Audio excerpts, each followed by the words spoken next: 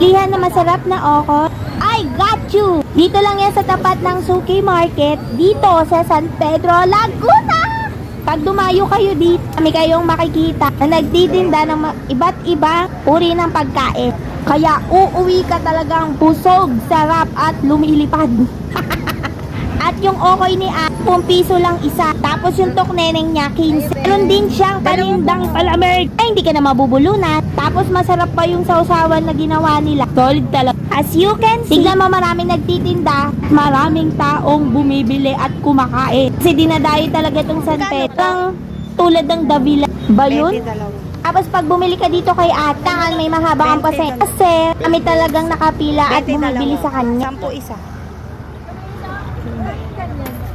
Ito na yung akay. Taste test.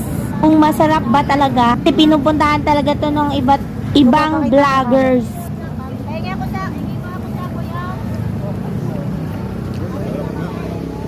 Masarap? Masarap daw. Approve kay Master. Ulit ang Ka na kayo dito sa San Pedro.